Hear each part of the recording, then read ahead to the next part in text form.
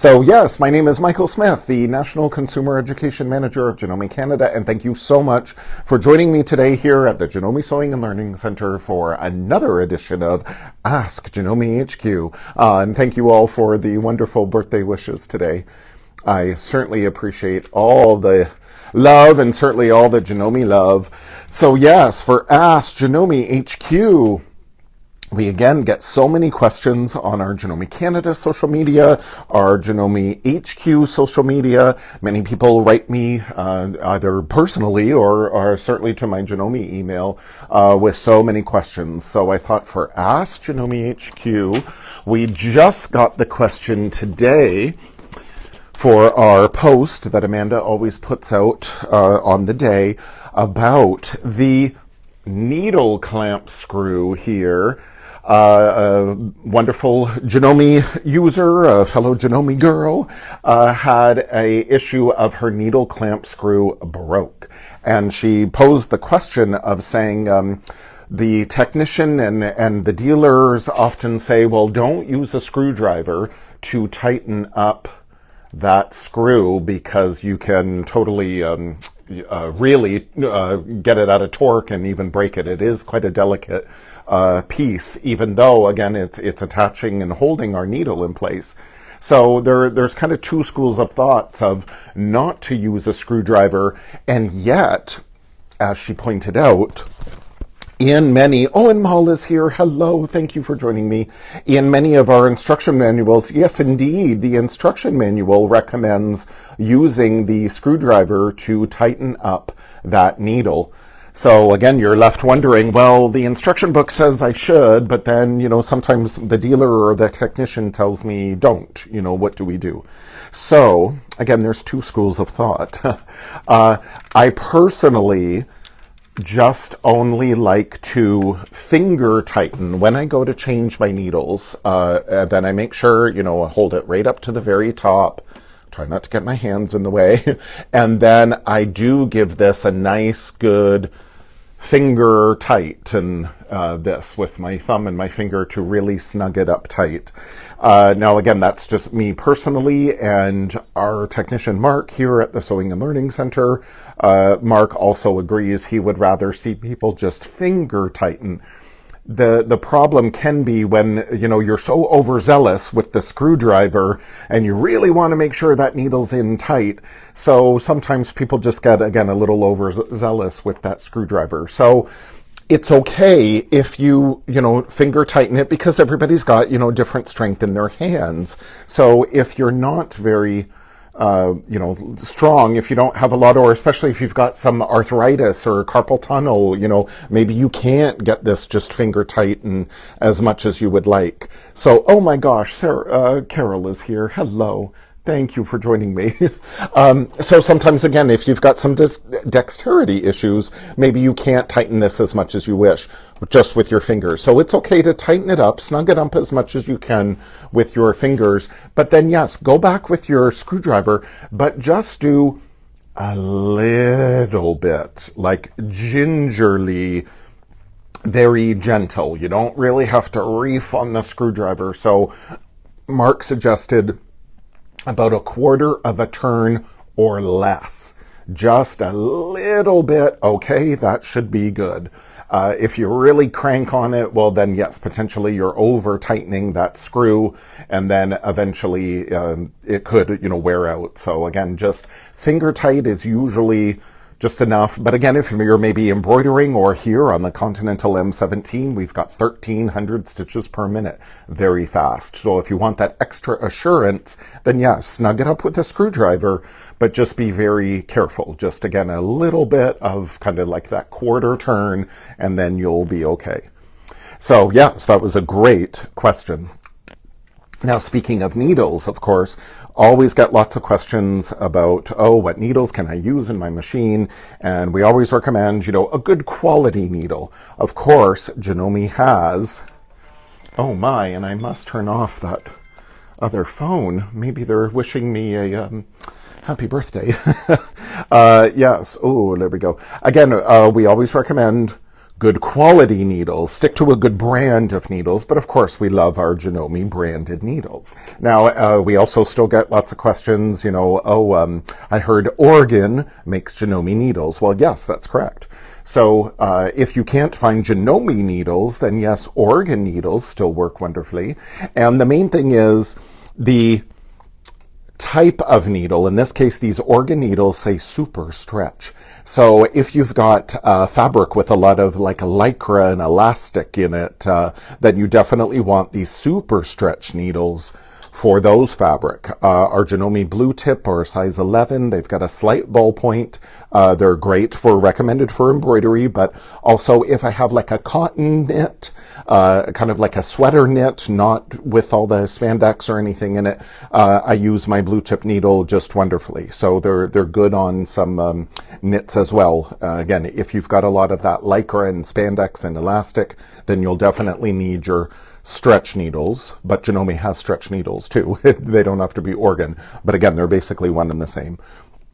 Our red tip needle, size 14, has a sharper point and a larger eye, so you can use some thicker threads, and they go through, again, thicker layers. I use these red tip needles 99% of my sewing. I do my quilt piecing with them, and I do my quilting with them if they're through thinner layers, and they work out just wonderfully.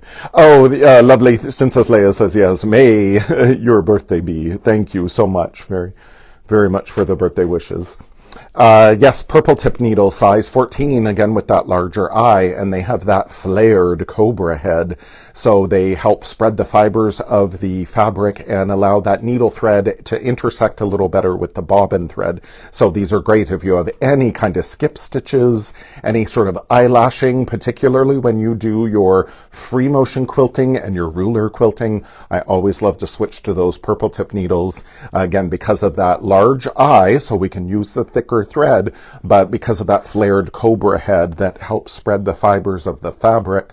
So we eliminate all that bird's nesting, and we eliminate all those eyelashing and, again, skip stitches.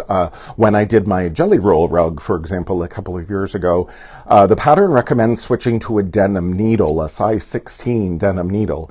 I didn't have one, but I had the purple tip needle on hand, and I switched out to the purple tip, and no problem.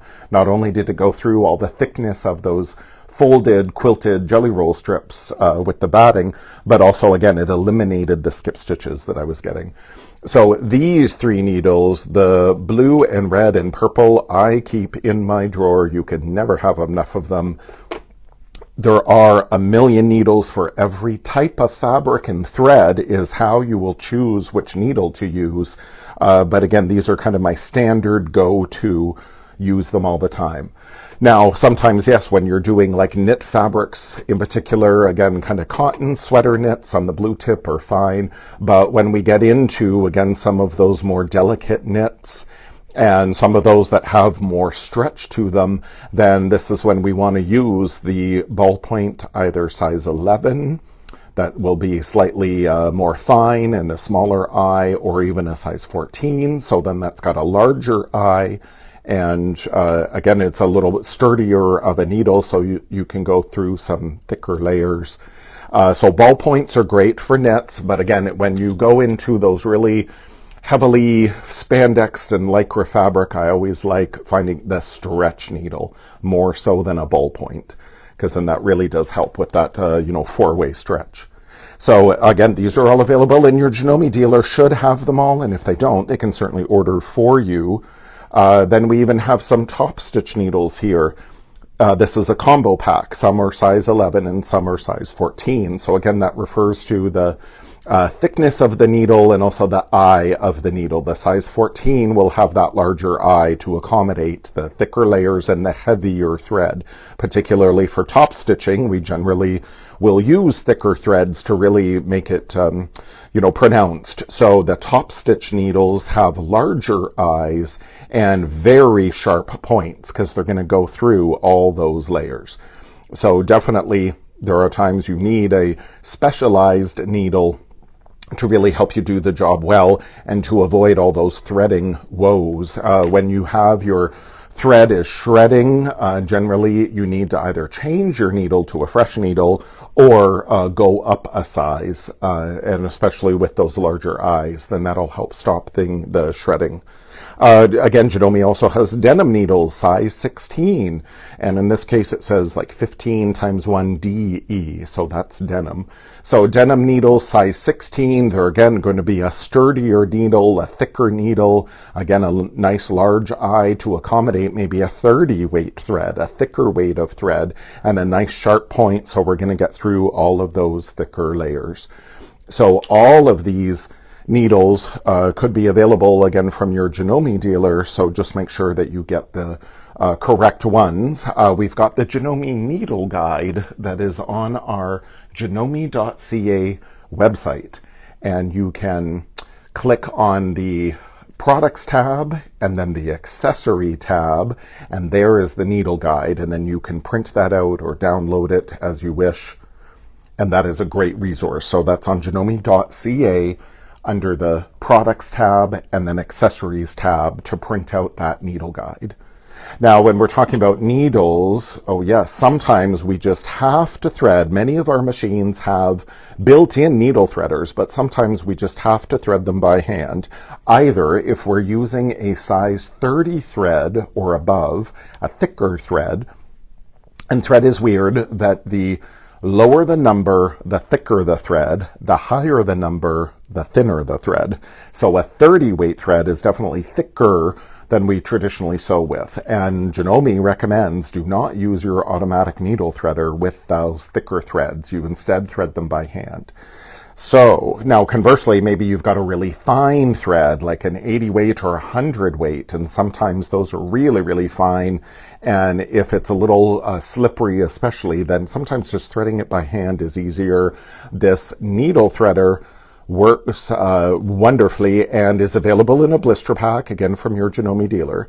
Now half of it is a needle holder, as you will see. So this makes it really convenient when you are, and again, especially if you have some dexterity issues.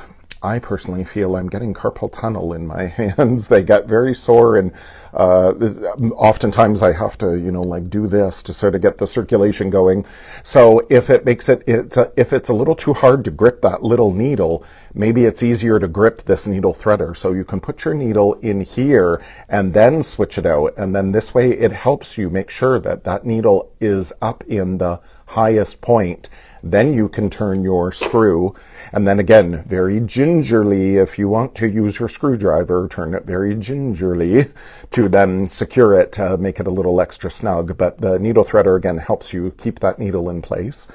But then the other half of it is the actual needle threader. So they even, and of course, full instructions on the blister pack, but this little arrow means like this is what you're putting up against the needle. So this big strand here represents my thread. So we would put it across, and then there is this little wire. When you punch it next to the needle, there's this little wire that comes out, and that is what pushes the thread through the eye of the needle. So you would run this down the shaft of your needle, and then when you get to the eye, like you'll feel it. You'll feel when you're at that eye of the needle, and then you just push it through, and then that's where the little wire comes out and it pushes it through the eye of the needle. It's very hard to demonstrate with it on the machine without getting my hands in the way. So you'll just have to try it for yourself, and it works wonderfully. And again, especially your thicker weight threads with your thicker bigger-eyed needle like your denim needle and your top stitch needles, then threading it manually, no problem, especially when those needles have those thicker, bigger eyes. So that works out really, really good. Now, I did mention, again, really fine thread. You might use a size 9 needle. Then that's a really fine needle, a very delicate, fine shaft of the needle, and a very small eye. Now your Janome, now that's great for fine threads, like a silk thread, for example, would be wonderful. Your Janome automatic needle threader, or even the manual needle threaders, are calibrated to a size 10 needle. and specifically a Janome needle. So we know, yes, you can use other brands in your machine, but we know those needle threaders are made to work with Janome needles. So that's why we always recommend them, or one reason why. So if you use another brand of needle, perfectly fine to use, but maybe the eye of that needle isn't going to line up with your needle threader. So that's something to consider. So maybe the needle may be fine, but just the eye of that needle may not line up with the needle threader. So you may have to thread it by hand. If that's the case, boom, here's your needle threader, no problem. Now, when we're talking about troubleshooting though, and again, time is racing by. So, we'll go on a little tour here of the fabulous CM17, but some things that we can do to help improve the needle threader experience is how we thread the machine in general. So again, then we can use any thread though. This is a very fine, it's an 80 weight invisible thread, the monofilament. I can't even find where the end is. That's how fine it is. Monofilament thread, again, very delicate. You can't even see it. But yes, we can certainly use this for many times for quilting, for applique. So again, very delicate. Ooh, hello everyone. Now at times, if we've got a nice big spool like this, in many of our machines, we do have these little cone adapters. If they don't come with your machine, they also are available in a blister pack, and they just help, they go up inside the cone there, and they just help keep that cone in place. So regardless of how you thread your machine, if it's horizontal or especially if it's vertical, as many of the machines have the vertical spool pins, those cone adapters just help keep the cone in place from rattling around. So again, you can get these available separately if they didn't come with your machine. They come with our sergers and cover hem machines, so even if you have one, you can borrow it from there. Now we've got our mini king spools. This is the Iris cotton quilting thread. Janome Canada is a distributor of Iris thread and Madeira thread, so you can find all these fabulous threads at your Janome dealer. So when we're going to thread, for example, with a mini king spool, we need to make sure that we use the correct spool cap. That can definitely make a big difference on if you have any threading woes. So with this mini king spool, you may be tempted to use, this is the special spool cap that comes with many machines, but it also comes in a separate blister pack. The special spool cap is really designed to go in this way. That would go in the mouth of the cone here. Now, in the mini kings here, it doesn't fit, so I would not use this spool cap, but they really should go in this way. So for other little spools of thread, that'll go in that way. Sometimes I see it this way, but it really should be that way. So the special spool cap, again, are included in a number of machines for those smaller spools of thread, but they're available in a blister pack as well. Now, I would use, for the mini king, I would use this smaller or medium-sized spool cap. You want the spool cap bigger than the top of the spool of thread here. So that way the thread's not gonna get wound around the spool pin. It's gonna go up next to it. So I would use this as my spool cap for this mini king, because then there, as you'll see, the thread comes up here to our telescoping thread guide, and then it's going to not get it wrapped around this spool pin at all. For these larger, wider spools like the Janome polyester embroidery thread, or this fabulous, look at that, multi-color, thread from Madeira, the metallic, the multicolor thread, isn't that beautiful? For these, I would use the larger spool cap. Now, this one comes with pretty much every Janome machine, so, when in doubt, this one will be good because, again, that thread's for sure going to stay well away from that spool pin. It's going to be way over here. Now, with metallic thread, though, especially some of these little stubby spools, instead of putting this spool, like, way down here, what I do instead, I just invert, because a lot of the machines, we have two of these. But if we don't, again, you can get them in a separate blister pack. I do this. I put it up higher like that. and then I would sandwich, boom, that. And then as my thread comes up here, again, I only have a little bit of the spool pin, just enough to put that spool cap on. And then I go up here to the threading. Again, even this works if your thread is horizontal as well. So that way, again, it just reduces the length of that spool pin. So we never have to worry about the thread being wrapped around the spool pin. But definitely using the correct spool cap will also prevent your thread from wrapping around that spool pin. So when we're going to be threading our, lastly, particularly if you're using some of these metallic threads or really fine, delicate thread, these thread nets, they come included in a number of Janome machines. They come included in the fabulous CM17, but if they don't come included, you can also get them at your Janome dealer. So the thread net, we just simply want to, put it over our spool like that. So then we would sit it down on this, the spool pin or something under. So then like the netting is going under the spool, and then it would go down at the machine, or, if it's horizontal, it would go against the spool there. And then it's just going to wind off the top very easily. So especially those slippery threads, they can sometimes puddle around the bottom of the spool. Wind some off the top, and then again use this thread net, and that keeps it from puddling all at the bottom. So this is really good to use with metallic threads, and again any of those kind of lighter weight finicky threads, as I call them. That'll definitely help.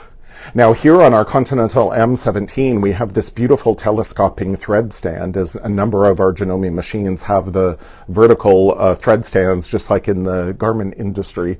And that helps, with that optimum thread delivery, especially with metallic threads. You've got more space for those tightly wound threads to uncurl, and then they uncurl here.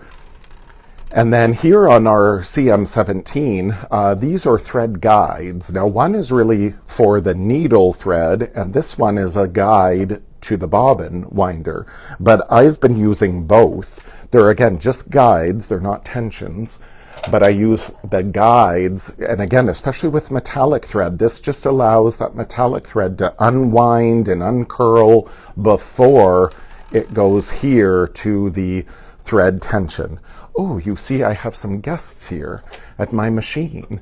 Aren't these adorable? I had to show these. Our fabulous marketing guru, as I call him, Alan. Alan gave me these because I'm a big Lego fan, as is Alan. And of course I said that I love the Muppets, particularly Miss Piggy.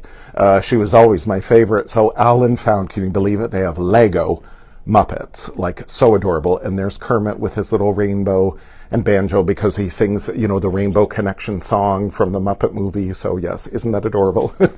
So Alan gave me those for my birthday, and I thought, oh, they're my new mascots that are going to sit on my machines. They are so cute. Let's see, when using a net, would it affect the tension of the thread? Oh, good question. Oh, Jennifer Tryon's here. Hello. Good question, Luciano.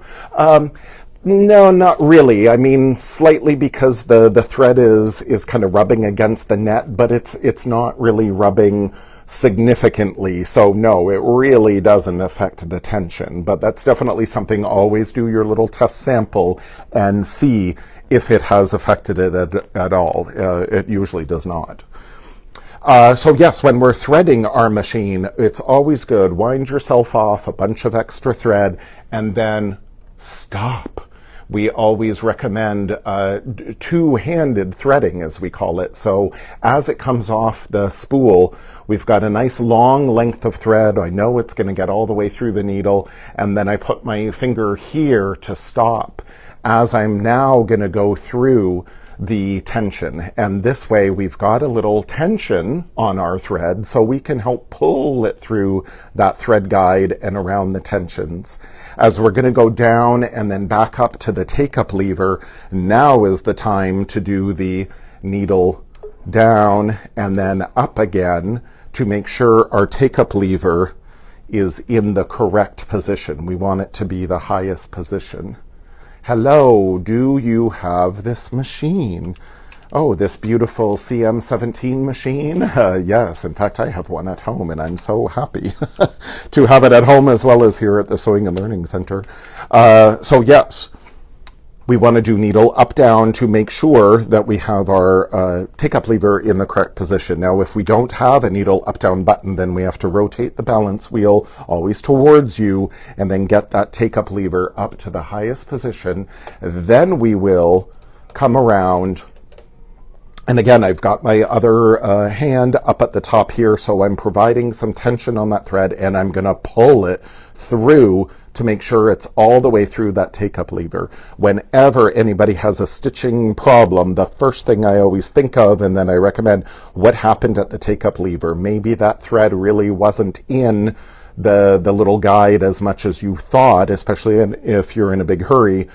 Maybe you didn't pull that thread all the way through the take-up lever, so it has jumped out.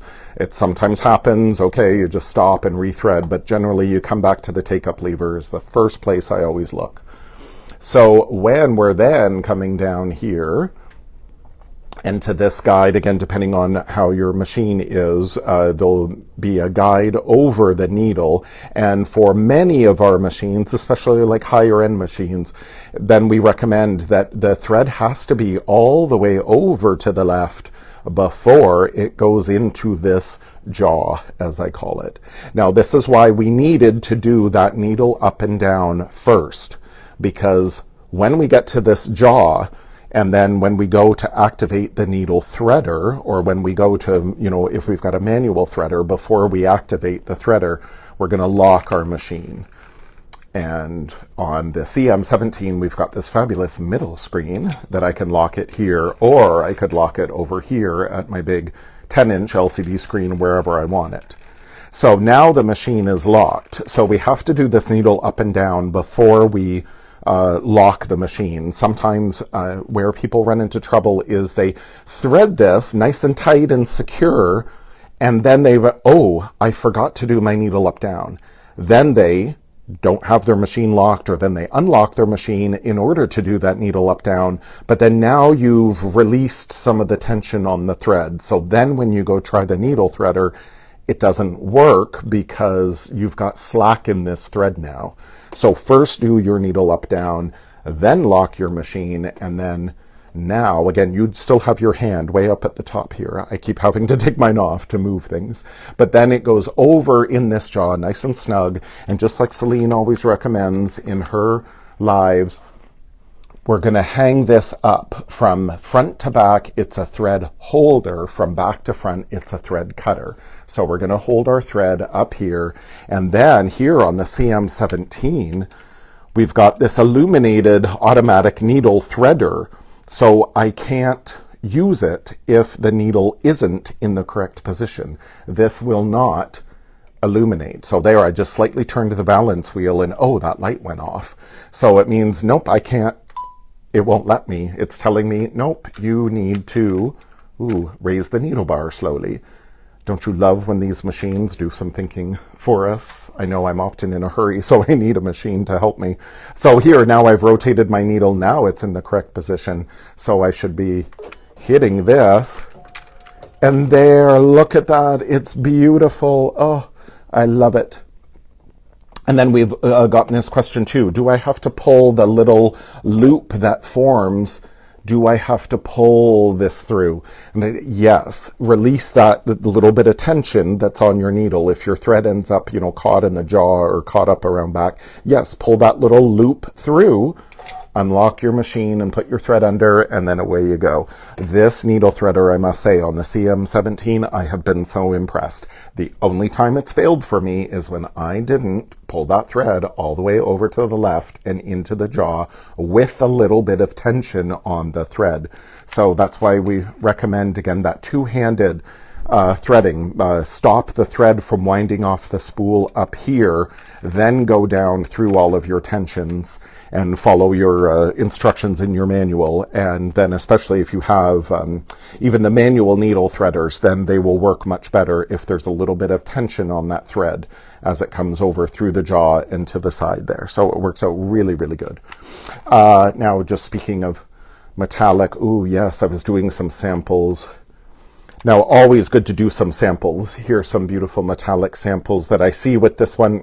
I need, I think, one more layer of stabilizer because I am getting a little bit of wrinkling in here. But I always do test samples first. I just used a tearaway, but I think in this case I would do 2 layers of the tearaway, or I might even, depending on what this is, that I would, put a cutaway on it with that a little stiffer. Or again, some more metallics, and not one thread break either. I took some videos, which eventually I'm going to load to the Janome HQ YouTube channel when I get some time. I took some videos, not one thread break on these beautiful, delicate metallic scissors. Aren't they gorgeous? Do you lock it before you thread the machine? The way that I do it, and there's, again, full instructions in whichever manual, but me personally, I do needle up and down, and then I thread up my take-up lever, and then I lock my machine just as I'm getting down to here and over. The main thing is the machine, in the case of the CM17 especially, again, I have to lock the machine in order to use the automatic needle threader. On other machines, you should lock it. If you have a manual needle threader, then you should lock the machine before you engage the needle threader, because that will drop your presser foot down, and you'll want to make sure that the presser foot is in the down position before you try to use whatever needle threader you have. So yes, now telescoping thread mast. Let's get back to that. Oh yes, isn't this beautiful too? Alan's wife did this for me, because I love Miss Piggy. Isn't that beautiful? She drew it. Isn't that gorgeous?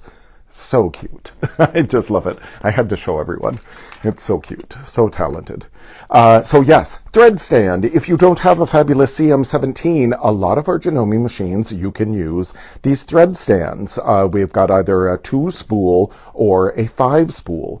So the 2-spool, for example, looks like this, and 2 little pegs here that look in the back of your Janome machine. A lot of machines have these 2 screws, and in this case, these little pegs just go right in there and then screw through, and the screws are already, you'll take these screws out, and then you'll screw through here and attach it to the back of your machine. So even if you don't have an embroidery machine, you can still use the thread stands. Maybe you want to do some decorative stitches in metallic threads, for example. Well, great. Then put on your telescoping thread stand. Ooh, look at that telescoping. Ooh, look at that telescoping. Again, just like in the garment industry, they have all telescoping thread stands. You can use bigger cones of threads, especially with those cone adapters that come with the spool stands, so that makes it handy. But again, especially with those metallic threads, you have more space for that metallic thread to uncurl and unwind before it gets to the tension, so that can really improve your results. Now that's a 2-spool, but then we also have the 5-spool. Ooh, so this would be great, especially if you have an embroidery machine, because then you can load up all your thread colors here and very quickly change them out. Now, again, you would screw it on to the back of the machine typically, but this is what I do with my 15,000. This is the 9850 that I have here. I just lay it over the handle on my 15,000. I don't need to screw it in at all. But you can, but I just lay it over the handle, so that make it very easy. If you're at a class, let's say, very easy, don't take time to unscrew it, just lay it over the handle. It works perfectly fine. And again, a big telescoping thread stand, which is lovely. And then the spool stands come with the spool caps, and then again the cone adapters. And here you can see as well that yes, this is what I love doing with these metallic threads. Again, it just reduced the space of that spool pin, so you never have to worry about the thread wrapping around the spool pin. But this is where using your correct spool cap, again, larger than the top of the spool, so then the thread just winds off the side. Or again, you've got your thread net here, so it goes just up the top and it's not going to puddle around. Oh, Shane is here. And then the spool stand, they either have a little thread guide like this that will go at the front of the machine, or some of the older spool stands have a square base that's a little thread guide that will go in the front of the machine. So you will ask your Janome dealer to get the correct one. And let me spin this around here very quickly, because there's usually a little space up at the top of your machine. Now, it will also be in some machines, it'll be where you'll put your secondary spool pin, or in other machines, you'll have maybe a little pin cushion that can go on the top of your machine. Oh, I'll have to move there. So I would put it in here. There's a little space here. And again, maybe your pin cushion would go there, or maybe your secondary spool pin would go there, but you could also use this thread guide. So the thread stand would be at the back of your machine and go up to the telescoping thread guide. Then it would come to this thread guide and then over to thread your machine as usual. So now, more information about all the spool stands is on the Janome Life blog. We've written about them many, many times over the years, and also, of course, consult your fabulous Janome dealer. Oh, and as usual, the time has gone by so fast. So I was going to talk about a few more things, but as usual, I talk so long. So I will have to save the rest for another presentation. So I hope that clears up some confusion about needles and about how to thread and to avoid some trouble with your needle threader. Oh, Jennifer Tryon says the 9850 is on special next week on TSC. Here is the 9850. Ta-da! So yes, you could tune in to Jennifer's presentations on the shopping channel and find out more about that fabulous machine. Ooh, lovely. There we go. I will turn around. So thank you everyone for joining me today. I so appreciate the support and sharing the Janome love, and thank you all for the birthday wishes today. I'm really touched by that. Thank you. So I hope you all have a fabulous, wonderful rest of Wednesday, and I will see you all next week. Oh, can you believe it? Tuesday, we're all flying to Vancouver. We will be out in Vancouver, downtown Convention Center, our first live Quilt Canada in 3 years. So I will be doing a Instagram Live next Wednesday from Quilt Canada. It'll be setup day, so that'll be fun. And then I'll be doing a live with Liz Johnson from Sew for Home on our Janome Canada Facebook page on Thursday, the 16th. And then Celine's doing her French live on Janome Canada Facebook page, 2 p.m. Eastern from Quilt Canada.